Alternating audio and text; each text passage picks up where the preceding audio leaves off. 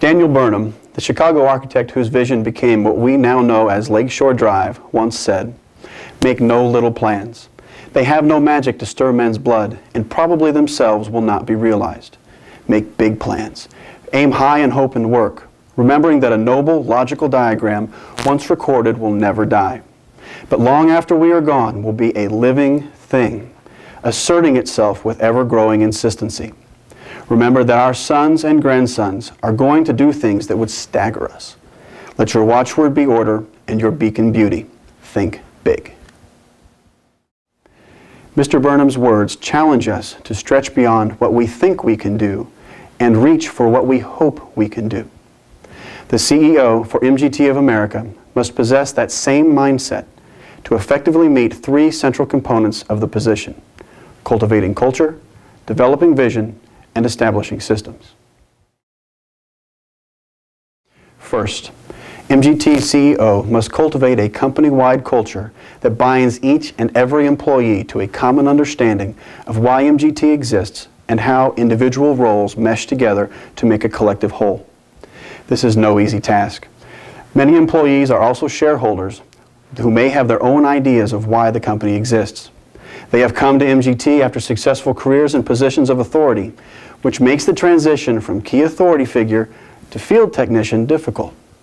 To compound matters further, the company is spread over 4 fixed offices with multiple home-based employees, and most staff is on the road regularly.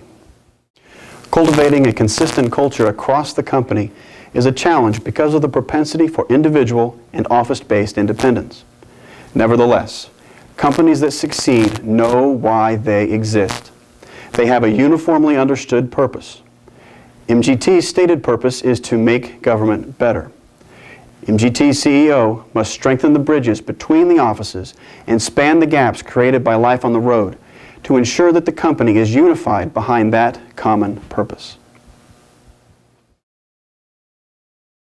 Second, MGT's CEO must drive the development of a vision for the company. Consensus is key. Developing vision is different when a founder or majority shareholder is the CEO. In that set of circumstances, consensus is a choice, not an imperative, but it becomes a necessity when new generations of leadership are installed. MGT's CEO has to be able to build consensus among the shareholders to develop a common vision for the company. It is also incumbent upon the CEO to push and challenge the shareholders on possible new markets and services in order to keep the company's vision dynamic and fresh. Community colleges, the green economy, and implementation of the federal stimulus package all create potential current opportunities that ought to be explored. And the question must be asked, what can India or China do for us? The answer may be nothing. But any company that is not deliberate about answering that question does not understand the current international landscape. Finally, MGT's CEO must lead the establishment of organizational systems and structures that support the realization of the vision. You lead people, you manage systems, and everything a company does can be organized as a system. This is true of sales and marketing, project management, and each of the support functions: accounting, technology, facilities, and talent development. This is a critical mindset for managers in the organization. Systems operate independent of individual people. That makes the whole organization more effective. Systems can be fine-tuned and made more efficient, which leads to greater profitability and enhanced product quality.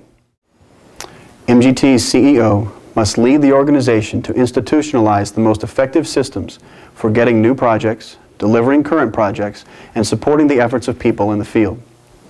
When MGT's CEO is effectively cultivating culture, developing vision, and establishing systems, the result will be a return on investment for MGT's shareholders, both in the form of distribution of profits in the short term and a market for shares in the long term. I thank you in advance for consideration of my qualifications to be MGT's next CEO, and I look forward to thinking big with you.